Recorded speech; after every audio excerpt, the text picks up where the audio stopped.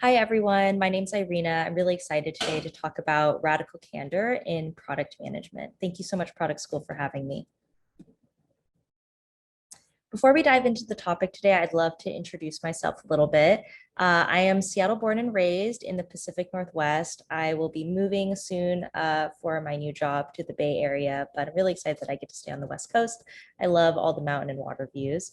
I started my career out of college at Microsoft as a program manager, but I was basically in like a technical account management role. I worked on the Windows Server product and I represented all of our Japanese hardware partners like Fujitsu and Hitachi. When I was in that role, I learned about product management and got really excited about that intersection between business and design and tech, and was able to join a now Series B startup in Seattle called Carrot, which is basically scaling the technical interview experience across a lot of different industries. I was there for a little over 2 years. It's extremely fun. I recommend to anybody who has a chance to work at a startup to get to do that. And besides getting to build cool product experiences, it was really fun to be part of building a company culture as well. And then nearly 9 months ago now is when I joined Facebook, and I'm currently a PM working on music and audio there. I wanted to throw in my quarantine hobbies because I think a lot of people picked some up in the last year or so. I started knitting again, and then I put together a recipe book, which is a combination of some of my favorite recipes that I found online, but also things that me and my partner have learned from our families that we really liked. And finally, something that I'd like to normalize more of is this concept of Quake quotes or Quake books, which is basically some quote or book that's really changed either a perspective that you have or has become an anchoring point for the way that you tailor your career or your life. And so my Quake quote is by Danny Meyer, who is the founder of Shake Shack, which is technology should be used to amplify your ability to use your heart. So enough about me. The topic today is about radical candor. Some folks may already be familiar with this, but for people who haven't, it comes from this book by Kim Scott, which is Radical Candor, Be a Kick-Ass Boss Without Losing Your Humanity. She's not only the author of this, I think like New York Times best-selling book, but she was also previously a leader at companies like Google and Apple. And the one-liner is essentially radical candor is the ability to challenge directly and show you care personally at the same time. This is a great reminder just to think about for the rest of the presentation and to be the one-liner takeaway as well. But we're going to dig into the details about what this really means. Like, what is challenging directly? What is caring personally? There will be more slides down the road to talk about why this is important as a PM. But before we get into the examples, I just wanted to quickly highlight why it's so key. As a product manager, you're not only leading the product, but you're leading your team as well. And one of the most critical skill sets is communication. And while the book tells you that it's, how to be a kick-ass boss, I actually find it a really useful book just in all facets of life. As a product manager, as a friend, in relationships, really anything, it's really critical to learn how to do these two things well. So this matrix is a great breakdown of what it means to practice radical candor. You'll notice that there's a horizontal and a vertical axis here. Starting with the vertical axis, this is what Kim Scott calls give a damn, basically. It's how much you care. So you're caring less at the bottom, caring more at the top. On the far left, challenge less to challenge more. This is what Kim Scott calls your comfortability with pissing people off. So you'll notice that as you go into that top right quadrant, you're caring more and you're challenging more. So I'll break each quadrant down and go through each example. Far left and in the top, ruinous empathy represented by Sweet Piglet. You care, but you don't challenge. In that moment, you may be preventing an uncomfortable experience by not saying anything, but there can be a lot of long-term bad consequences that might not have made that worth it in the moment. Bottom left corner, manipulative insincerity. You neither care nor you challenge. Bottom right, obnoxious aggression. You challenge, but you don't care how much or how that person will feel. And there's Rabbit pulling the honey away from Winnie the Pooh. And then in the top right, Christopher Robin, like the central protagonist of the story, besides Winnie the Pooh, you care and you challenge directly. So these are all kind of quippy one-liners to describe each quadrant, but we'll be digging into this further.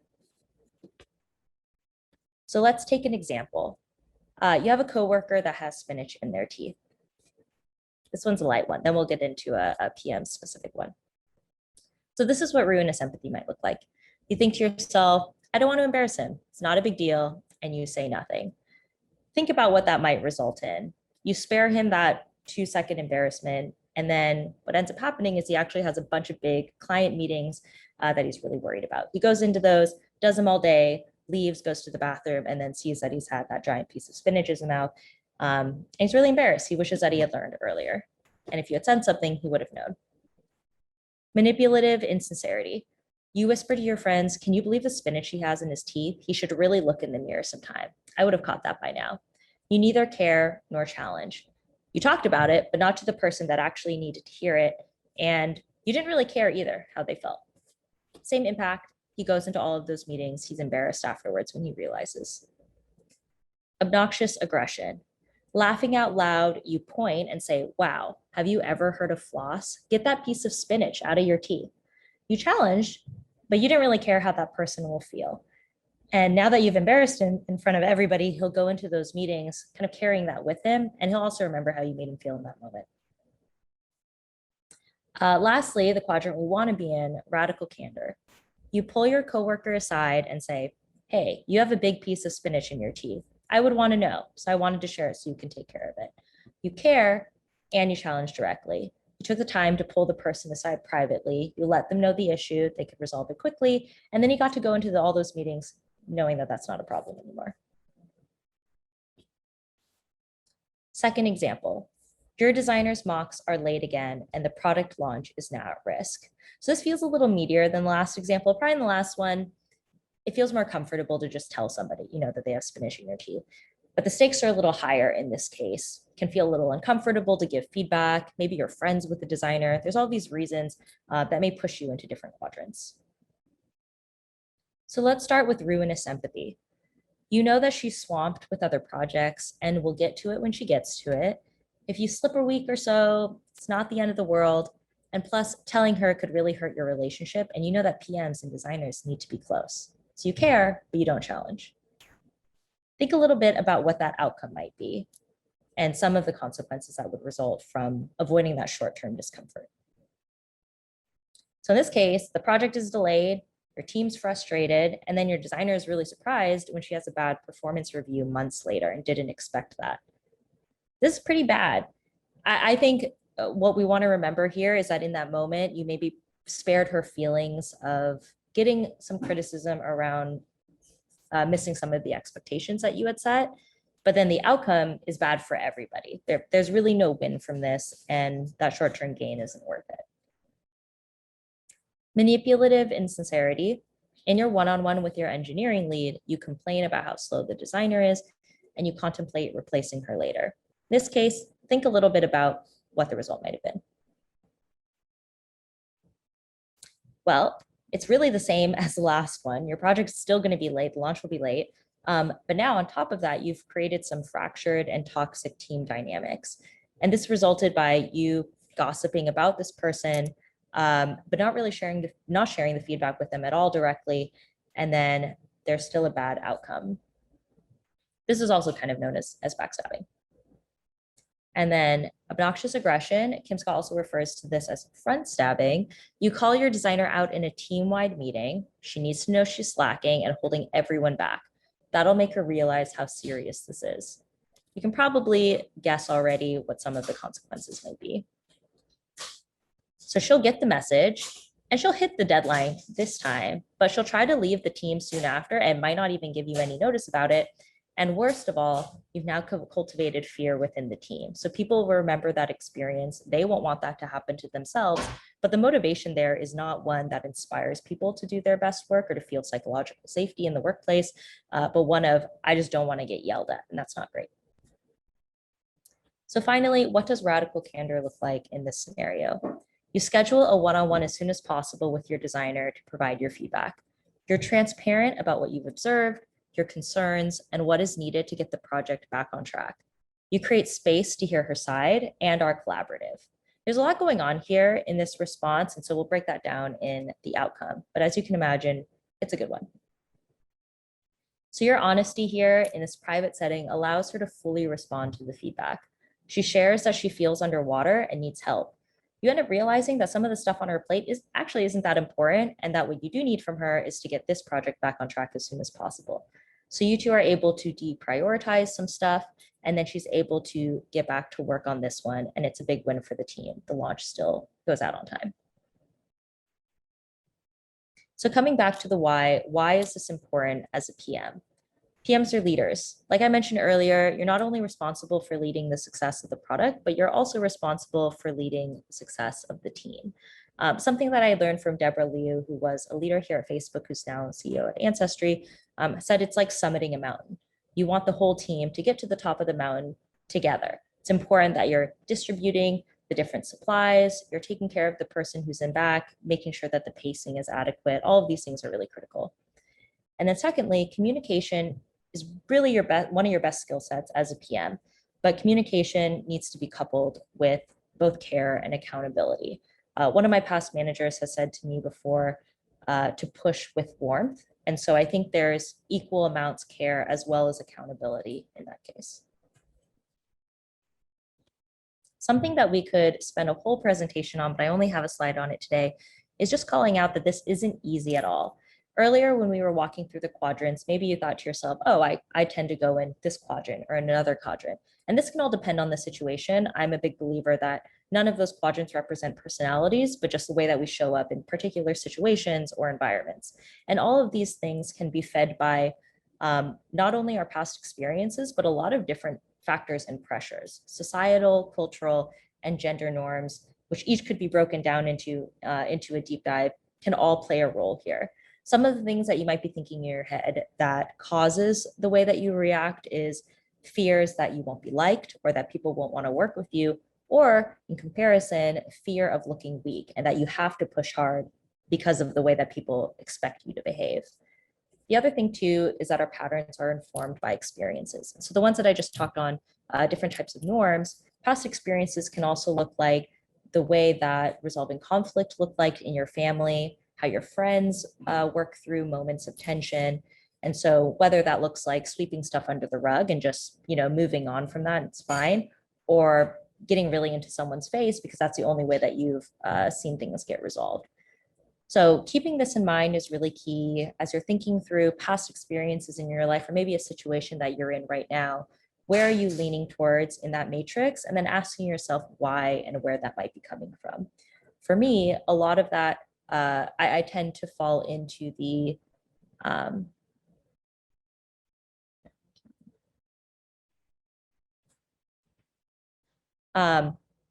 looking back, it's really important to think about not only where on that matrix you fall into, but also where that might be coming from, and asking yourself a series of whys to really dig into and find where that root point is.